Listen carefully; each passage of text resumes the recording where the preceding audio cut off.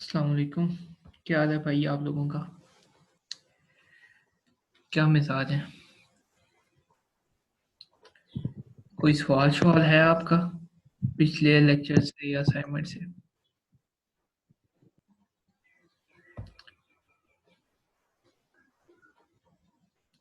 कोई सवाल नहीं? सीधा ने आप।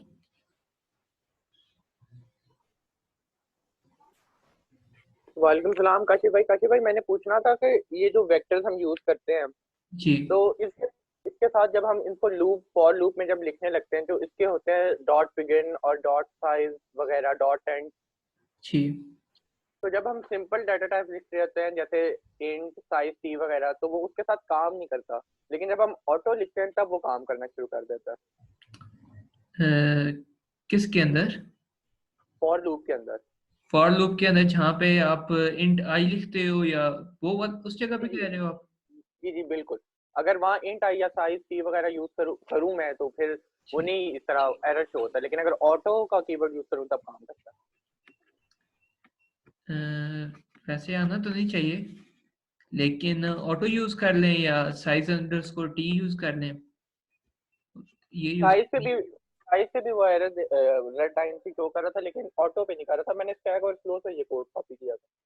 अच्छा, उसमें आपने जो वेक्टर की टाइप दी है वो क्या दी है कि किस टाइप का वेक्टर बनाया आपने? इंट। इन टाइप का बनाया? जी। हमने तो मैं ख्याल किया था इसको या नहीं किया था?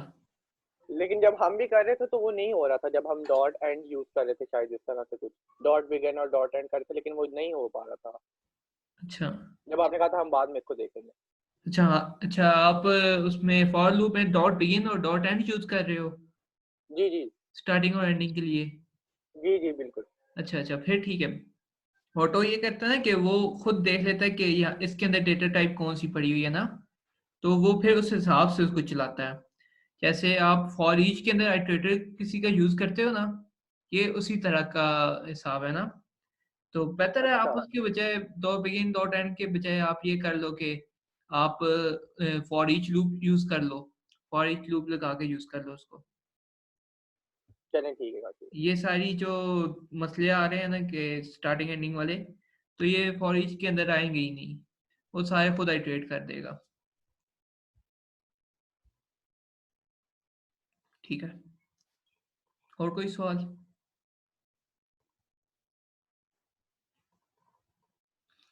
वेक्टर एक्स्ट्रा क्लास कंस्ट्रक्टर, यही कुछ पढ़ा ना अभी? तो इस बारे से कोई सवाल हो आपका? काशिफ, सैन, सलमान, आपका कोई सवाल? नहीं सर ठीक है। हम्म, काशिफ आपका भी कोई सवाल नहीं है? चलो, असाइनमेंट जो थी ना यार, वो मैंने गलती से ये काम कर दिया था कि मैं पीएफ के अंदर असाइनमेंट 2 डाल दी थी।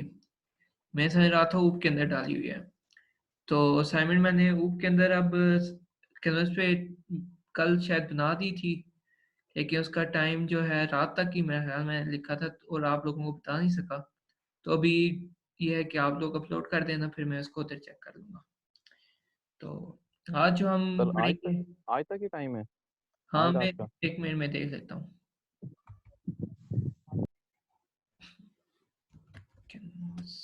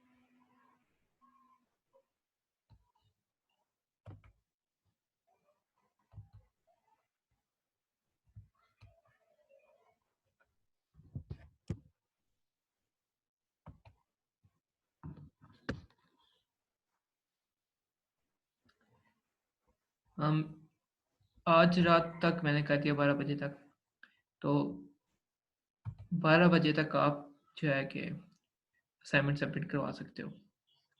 12 बजे तक आप करते हैं। ओके ठीक हो गया सर। और कोई सवाल हो असाइनमेंट के हवाले से या असाइनमेंट के किसी क्वेश्चन के हवाले से या कोई भी?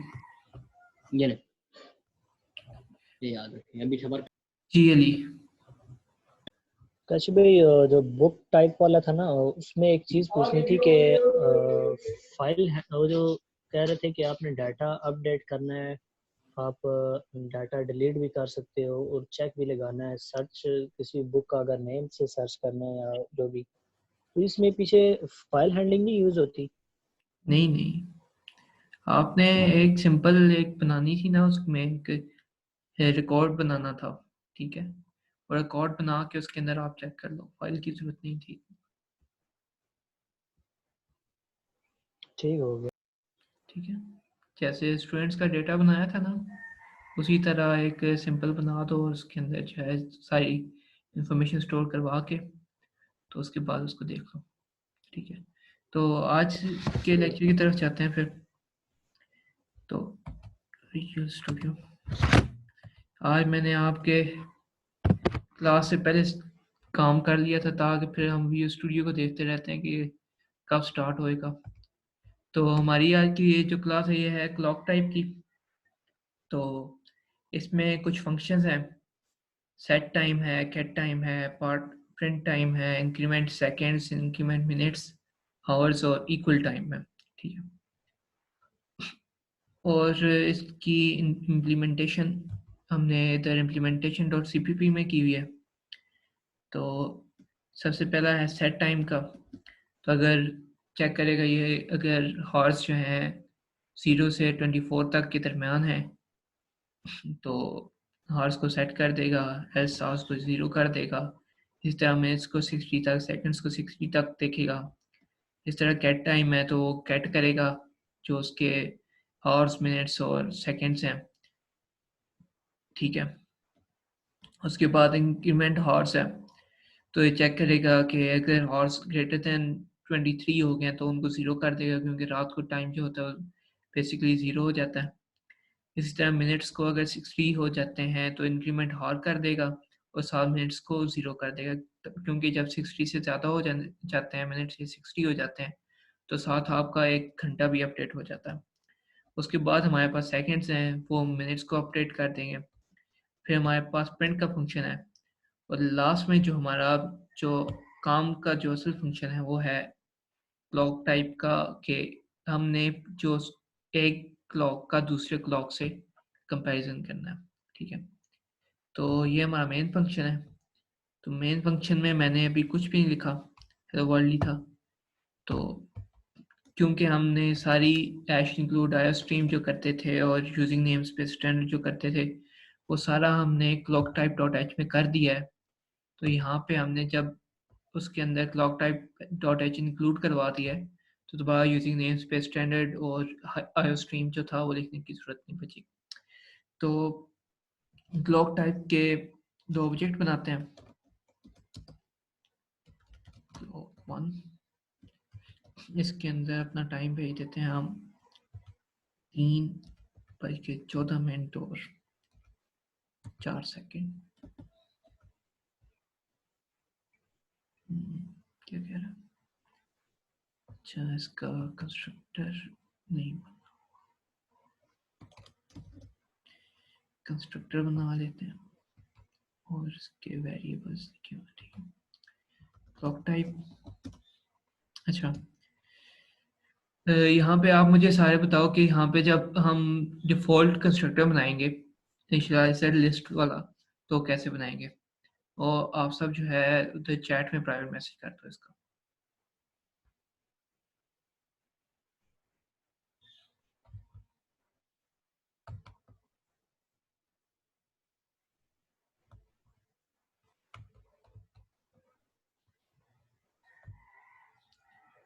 हमने यहाँ पे जो कंस्ट्रक्टर बनाना है, वो कंस्ट्रक्टर की सारी जो फुल लाइन आएगी वो सारी लाइन लिख के बता दें।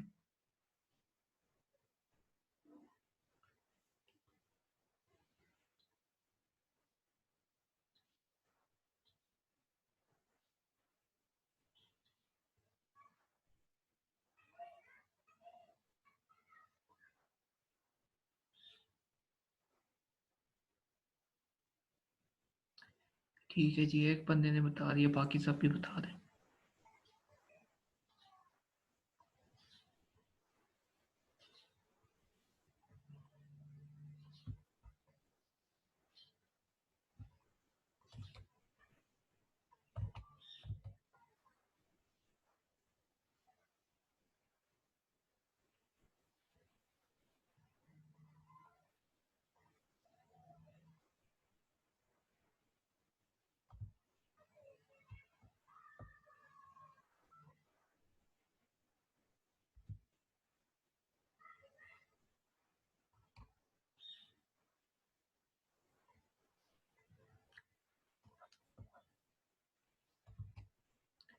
जी अली आप रह गए हैं बस।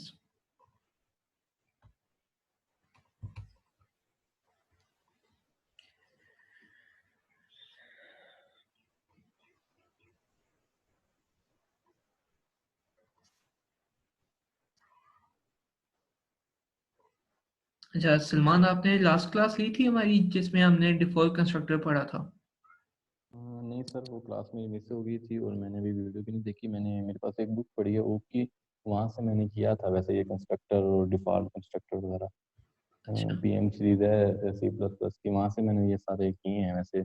कंस्ट्रक्टर भी, डिफॉल्ट कंस्ट्रक्टर भी, और डिस्ट्रक्चर डिस्ट्रक्टर जो था वो भी किया था मैंने। अच्छा, चले ये हमारा होता है डिफॉल्ट कंस्ट्रक्टर, ठीक है।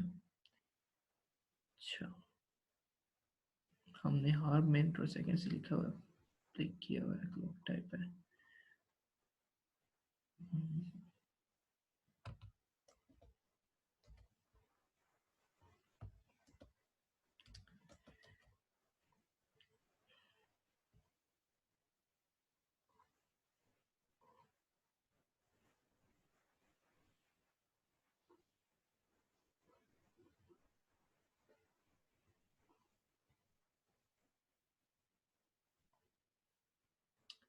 ये क्या मसला दे रहा है यार? पैरामीटर इंडेक्स,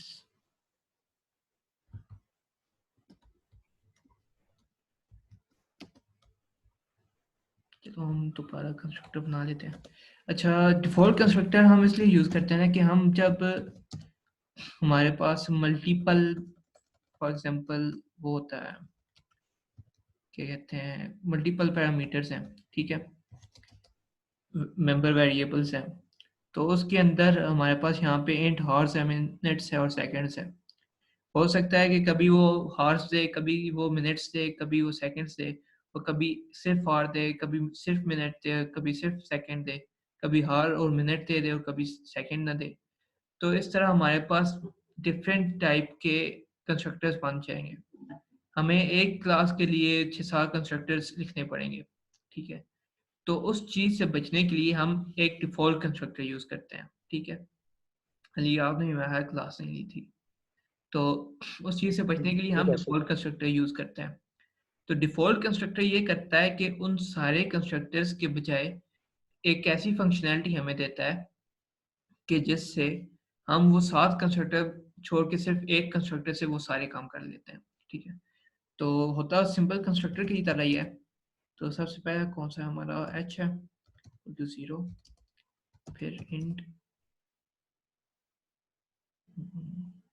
दूसरा क्या था, m था, इक्वल टू 0, और तीसरा था हमारे पास s इक्वल टू 0, ठीक है।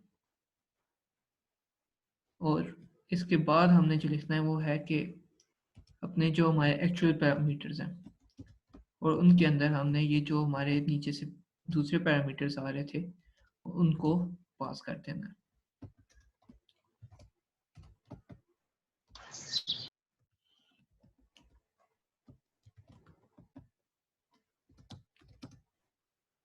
तो ये हमारा होता है डिफॉल्ट कंस्ट्रक्टर, ठीक है। और ये काम कैसे करता है कि अगर वो सिर्फ हॉर देता है, मिनट्स और सेकंड्स नहीं देता, तो हमारा हॉर और हार जो है यहाँ से जो न्यू वैल्यू आएगी उस पे सेट हो जाएगा, और मिनट्स और सेकंड्स जो हैं 0 हो जाएंगे। या जो भी हम इधर वैल्यू, फॉर एग्जांपल मिनट्स हम यहाँ पे 60 रखना चाहते हैं, तो यहाँ पे 60 मिनट्स हो जाएंगे। इससे सेकंड्स अगर वो देता है तो सेकंड उससे सेट हो जाएगा, अगर नहीं देता तो जो हम वैल्यू इसको इनिशियलाइजेशन पे देना चाहेंगे उस वैल्यू से ये इनिशियलाइज हो जाएगा। ठीक है, तो आइंदा जब आपने मल्टीपल कंस्ट्रक्टर बनाने की अगर जरूरत पड़ रही है, अगर आपके प्रोग्राम में सिर्फ एक ही वेरिएबल है जिसने इनिशियलाइज होना है, तो फिर तो आप एक कंस्ट्रक्टर बनाओगे, आप फिर इस पे नहीं आओगे। लेकिन अगर आपके पास ऐसे मल्टीपल वेरिएबल्स हैं जिनको इनिशियलाइज करना होगा ऑब्जेक्ट क्रिएशन के टाइम पे, तो फिर आप एक डिफॉल्ट कंस्ट्रक्टर बनाओगे। ठीक है, तो ये होता है डिफॉल्ट कंस्ट्रक्टर। वापस आ जाते हैं इधर। तो एक हमारे पास क्लॉक टाइप का क्लॉक 1 हो गया, दूसरा हमारे पास हो गया क्लॉक टाइप का क्लॉक 2, और इसके अंदर जो हम भेजते हैं वो अभी क्या टाइम हो गया, 21 हो गया, 3:21 और 34 सेकेंड। ठीक है, तो जो हमारा उसमें से काम का फंक्शन था सारा, वो था एक डिस्प्ले का, और दूसरा था कि हम जब उस एक क्लॉक को दूसरी से कंपेयर कर रहे थे। तो इसका प्रिंट टाइम कर देते हैं दोनों का, तो क्लॉक 2 डॉट प्रिंट टाइम, इसको रन कर लेते हैं।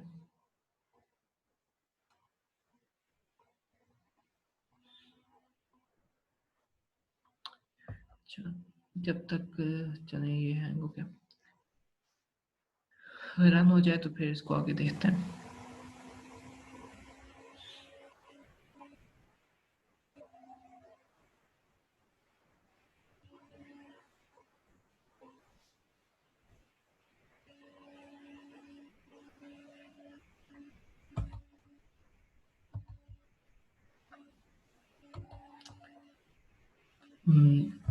आउटपुट स्क्रीन सबको नजर आ गई अब। तो हम आउटपुट पे अब देख रहे हैं कि हमारी जो पहली क्लॉक थी उस पे 3/14 और 4 सेकंड थे, और दूसरे पे इस वक्त 3/21 हैं और 34 सेकंड्स हो रहे हैं। ठीक है, तो ठीक है, अब हम अपनी जो मेन चीज़ है उस चीज़ की तरफ आते हैं।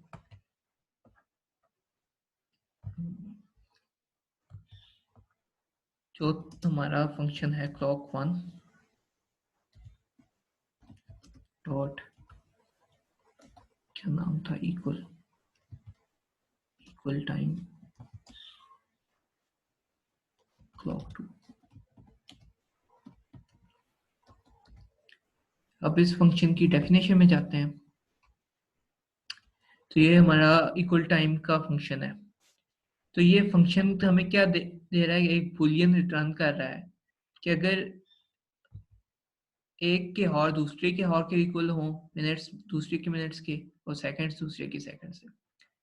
अब इसमें हम क्या देख रहे हैं कि एक चीज जो है उसके वेरिएबल्स जो हैं हॉर, मिनट और सेकंड्स जो हैं डायरेक्टली एक्सेस हुए हैं, लेकिन दूसरे जो हैं उसके साथ हमें ऑब्जेक्ट का नाम लिखना पड़ रहा है। क्यों? क्योंकि ये जो हॉर, मिनट और सेकंड्स हैं, ये जो जो ऑब्जेक्ट उसको कॉल कर रहा है फंक्शन को, उसके अपने वेरिएबल्स हैं। ठीक है, और क्योंकि ये मेंबर फंक्शन है उस क्लास का जिसका वो ऑब्जेक्ट है, तो ये उसके लिए पब्लिक है, इसलिए वो इनको एक्सेस कर सकता है। लेकिन जो दूसरा ऑब्जेक्ट है जिससे हमने कंपैरिजन करना है, वो जब है वो जो है उसके मेंबर वेरिएबल्स जो है हमारे लिए प्राइवेट है। ठीक है, तो इसलिए जब हम उनको एक्सेस करना चाहेंगे तो उसके लिए हमें साथ उस ऑब्जेक्ट का नाम लिखना लाजमी होगा। ठीक है, जैसे हम इनपुट में कर रहे थे कि उसके जो वेरिएबल्स है उसको डायरेक्टली एक्सेस कर रहे थे, उसमें हमें साथ कोई कैट सेट करने की जरूरत नहीं पड़ती थी।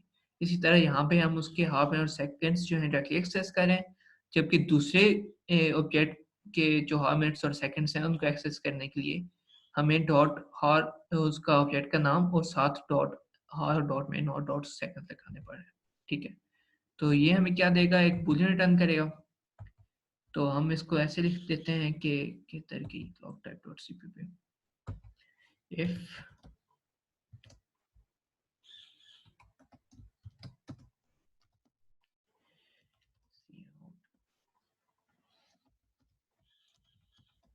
clocks are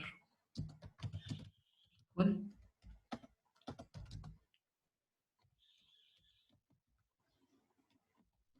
else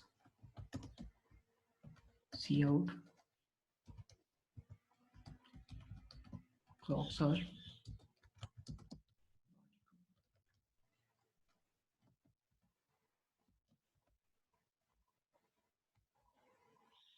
इसको रन करते हैं।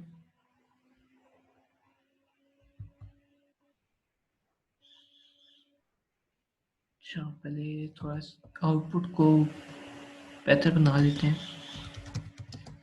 cout enough,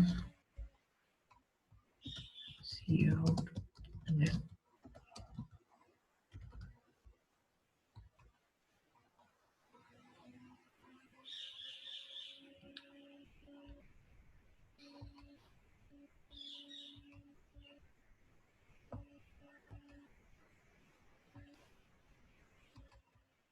ठीक है, स्क्रीन नजर आ रही है अब। तो इसने हमें बता दिया कि हमारी क्लॉक्स जो हैं वो इक्वल नहीं है। ठीक है, अब इसको इक्वल कैसे बना सकते हैं कि हम simple clock 1 equal to clock 2 कर दें। तो जो इक्वल ऑपरेटर होता है वो जैसे सिंपल वेरिएबल्स पे काम करता है, वैसे ही वो क्लॉक 2 पे वो ही काम जो है ऑब्जेक्ट्स पे भी करता है कि एक चीज की जो सारी प्रॉपर्टीज हैं, वैल्यूज हैं, उनको असाइन कर देता है दूसरे पे। तो यहाँ पे ये क्या होगा कि इस ऑब्जेक्ट की जितनी प्रॉपर्टीज होंगी वो उठा के क्लॉक 1 को असाइन कर देगा। ठीक है, तो चेक करते हैं कि ये काम कर रहा है कि नहीं। तो यहाँ पे इसने बता दिया कि क्लॉक्स आर इक्वल हो गई हैं। क्यों? यहाँ पे हमने इसको इक्वल कर दिया। लेकिन जब हम यहाँ पे यही काम कुछ इस तरह से करना चाहें, clock 1 exactly equal to clock 2, तो यहाँ पे ये एरर दे देता है। क्यों एरर देता है? क्योंकि असाइनमेंट ऑपरेटर जो है वो सिंपल डेटा टाइप्स के लिए भी वैसे ही काम करता है और ऑब्जेक्ट डेटा टाइप के लिए भी वैसे ही काम करता है। ठीक है, लेकिन जो कंपैरिजन ऑपरेटर है ये ऑब्जेक्ट्स पे काम नहीं करता, तो इनको हम डायरेक्टली कंपेयर नहीं कर सकते।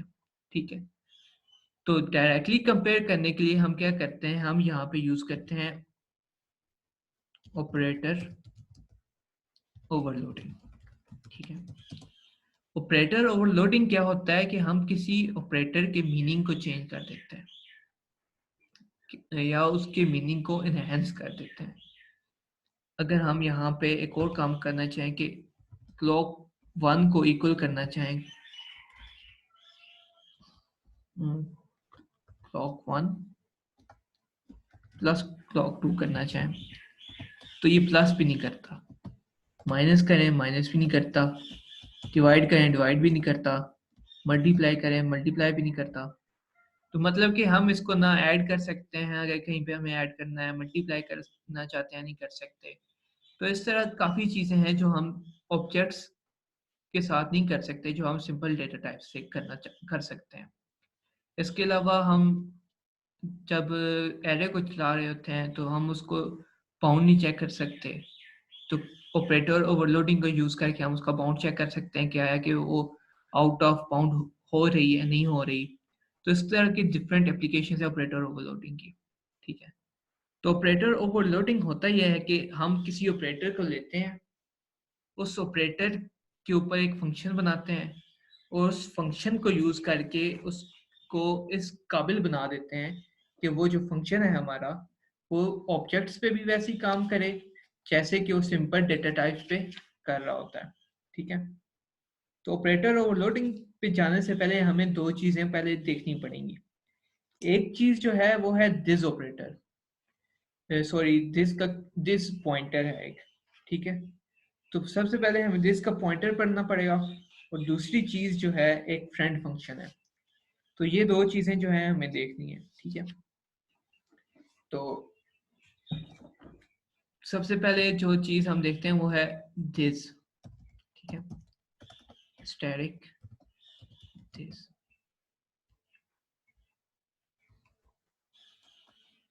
इसको वापस इसकी जगह पे पहले लेते हैं, फिर आगे बढ़ते हैं।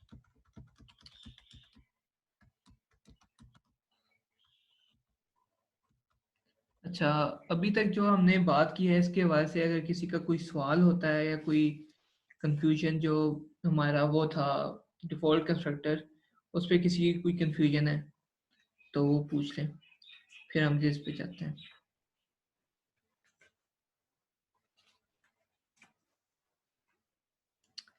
किसी का कोई सवाल नहीं है? काशिफ, आप कुछ पूछ रहे थे पहले, वैसे तो पहले आप पूछ लें जो आप पूछना चाह रहे थे। काश भाई जी, पहली बारी बात तो ध्यान से निकल गया, लेकिन दूसरा भी क्वेश्चन था कि जैसे अब हम यूज कर रहे हैं क्लॉक 1 डॉट इक्वल टाइम, इसके पैरामीटर में एक और दूसरा ऑब्जेक्ट ले रहे हैं क्लॉक 2, तो ये दोनों तो सेम क्लास में है। इस तरह का हो सकता है कि हम एक फंक्शन बनाए, उसके पैरामीटर में किसी दूसरी क्लास का ऑब्जेक्ट ले सकें हम? जी हो सकता है ना। एक फंक्शन आप कह रहे हैं कि क्लॉक 1 का कोई है फंक्शन है, उसके अंदर हम कोई जो है कोई कार का या स्टूडेंट का ऑब्जेक्ट पास करें, ये कह रहे हैं आप? जी, किसी और क्लास का ऑब्जेक्ट उसमें पैरामीटर के तौर पर पास करें। हाँ, इसमें कोई लिमिटेशन नहीं है। जैसे आप मुख्तलिफ डेटा टाइप्स को एक जगह पे कर सकते हो, इसी तरह आप मुख्तलिफ क्लासेस के ऑब्जेक्ट्स को भी कर सकते हो। जहाँ पे आपको जरूरत पड़ती है आप कर सकते हो, उसमें कोई मसला नहीं है। ठीक है। और काश भाई दूसरा क्वेश्चन था ये था कि आपने कहा कि जब मल्टीपल इनपुट्स लेनी हो यूजर से, तो वहां पे हम कंस्ट्रक्टर यूज करते हैं, तो अगर यूजर ने इनपुट एक ही देनी हो तो उसके लिए भी कंस्ट्रक्टर यूज करना चाहिए या नहीं? अगर सिर्फ एक वेरिएबल है ना, सिर्फ एक वेरिएबल है, तो आप उसके लिए सिर्फ वन आर्गुमेंट कंस्ट्रक्टर यूज करोगे, ठीक है। अगर आप वहां पे डिफॉल्ट कंस्ट्रक्टर यूज करोगे ना, तो वहां पे आपके लिए मसला ये आएगा कि अगर वो मल्टीपल आपको दे देता है, वो इनपुट्स दे देता है, तो मल्टीपल इनपुट्स लेने के बाद आपके जो वेरिएबल्स आप इनिशियलाइज नहीं भी करवाना चाहते थे वो भी हो जाएंगे। तो ऐसे सिनेरियो में आपने सिर्फ और सिर्फ एक जो है वो करना है, सिंगल आर्गुमेंट कंस्ट्रक्टर बनाना है, ठीक हो गया काश भाई। ठीक है। आप उसके अंदर सिंगल आर्गुमेंट का डिफॉल्ट कंस्ट्रक्टर भी बना सकते हो। अगर आपने शुरू में उसके अंदर कोई इनिशियलाइजेशन नहीं की और आप चाहते हो कि सिर्फ कंस्ट्रक्टर में कुछ हो, तो वहां पे आप एक सिंगल आर्गुमेंट का डिफॉल्ट कंस्ट्रक्टर बना दो और शुरू में उसके अंदर एक कोई डिफॉल्ट पैरामीटर ले लो। अगर डिफॉल्ट पैरामीटर ही आता है तो वो 0 रहेगा, अगर नहीं आता तो फिर जो वैल्यू यूजर भेजेगा वो सेट हो जाएगी। ठीक हो गया काश भाई, सही।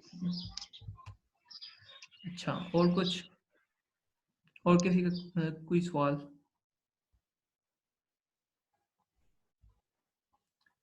दो हाथ खड़े हुए थे, मैंने देखा नहीं था, तो दूसरा बंदा जो कोई क्वेश्चन कर रहा था तो कर ले। नहीं बस ठीक है सर, मैंने किया था। ठीक है सर, चलें आगे। ठीक है, तो यहाँ पे हम एक और फंक्शन बनाते हैं जिसकी रिटर्न टाइप होगी क्लॉक टाइप, और वो करेगा क्या कि आपके जो क्लॉक होगी उसको डबल कर देगा।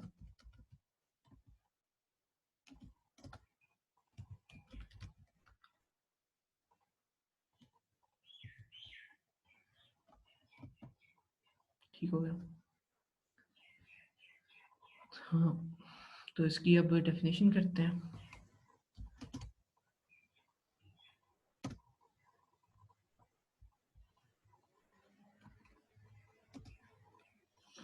तो इसके जो हार्स होंगे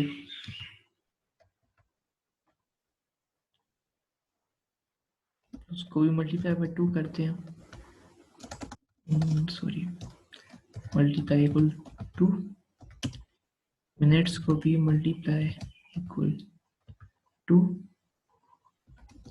और सेकेंड्स को भी multiply equal 2।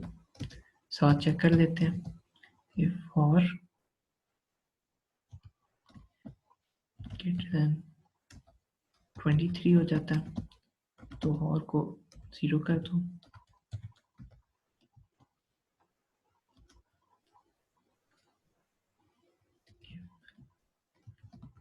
Second greater than 59 तो सेकंड को भी 0 कर दो।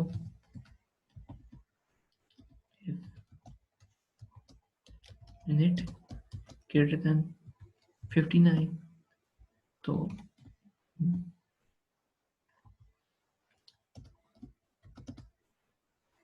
मिनट को भी 0 कर दो और रिटर्न कर दो। यहाँ पे जो हमारी आज की सारी खप है कि यहाँ पे रिटर्न दिस कर दो।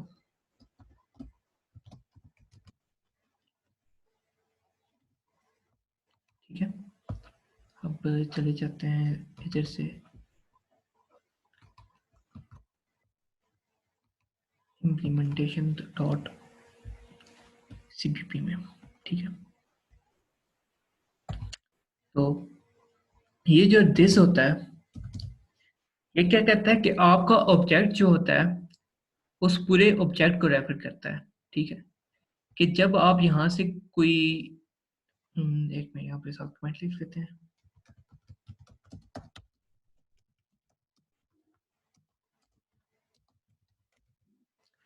अब यहाँ से आप बजाय इसके कि हार्स को भी रिटर्न करो किसी फंक्शन में, सेकंड्स को भी रिटर्न करो, फिर मिनट्स के लिए अलग फंक्शन बना के उसको भी रिटर्न करो, तो इस सब के बजाय आप क्या करते हो कि एक रिटर्न दिस लगा देते हो। दिस क्या करता है कि आपका पूरा जो ऑब्जेक्ट है, ठीक है, चले जाते हैं इधर से बोर्ड पे। तो यहाँ पे आपके पास क्या क्या था कि आपके पास हार था, सेकंड था और मिनट था। ठीक है, ये पूरे एक किसी ऑब्जेक्ट में पड़े हुए थे और उस ऑब्जेक्ट का नाम था जी क्लॉक 1। ठीक है, अब बजाय इसके कि आप कोई ऐसा फंक्शन लिखते कि जिसमें पहले हार्स डबल होते, फिर सेकंड डबल होते, फिर मिनट डबल होते, फिर आप किसी फंक्शन के अंदर पहले हार को रिटर्न करते, फिर सेकंड्स को रिटर्न करते, फिर मिनट्स को रिटर्न करते, फिर वो अपडेट होते, तो हमने क्या किया कि एक फंक्शन बनाया जिसके अंदर हमने इसको अपडेट किया और इसको रिटर्न करते हुए हमने क्या किया कि हमने स्टैटिक दिस लिख दिया। स्टैटिक दिस क्या करेगा कि इसके अंदर आपके पास जितने भी वेरिएबल्स हैं आपके ऑब्जेक्ट के, ठीक है, अब ये सारे हैं ना हमारे पास ऑब्जेक्ट के वेरिएबल्स, हार्स सेकंड्स और मिनट्स, तो इन सब की एक कॉपी बनाएगा, कॉपी बना के उसको एक नया ऑब्जेक्ट बनाएगा।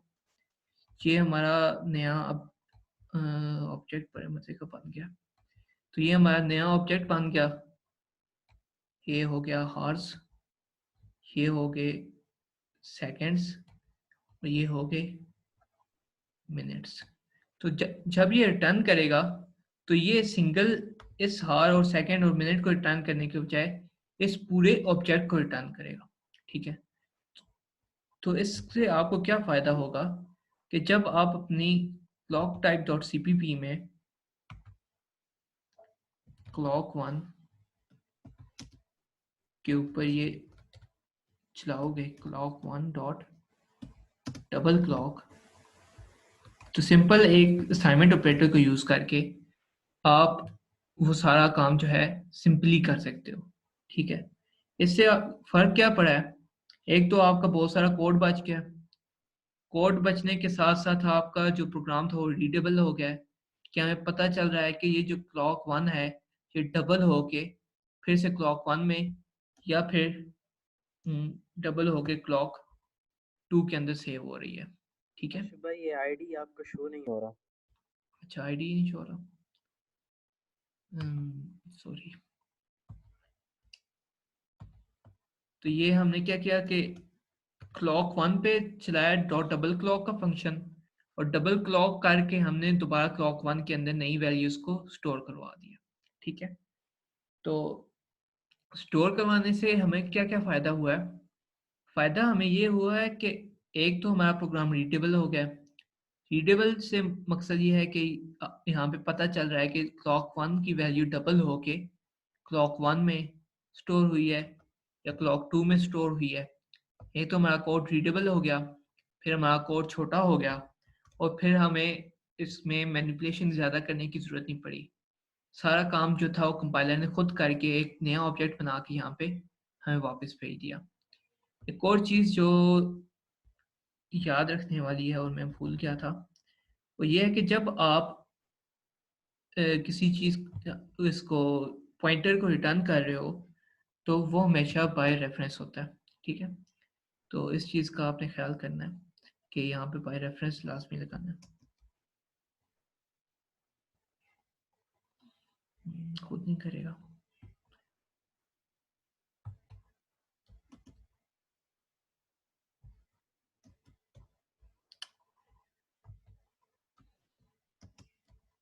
चलो नहीं करता।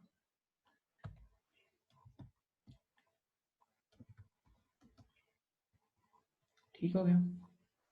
तो जब आप किसी पॉइंटर को रिटर्न कर रहे होगे तो आपने हमेशा उसको बाय रेफरेंस रिटर्न करना है। तो क्योंकि जब आप ऐसे नहीं करते हो तो कुछ मसले आ जाते हैं। या कोई भी ऑब्जेक्ट है जो जब आप उसको रिटर्न करोगे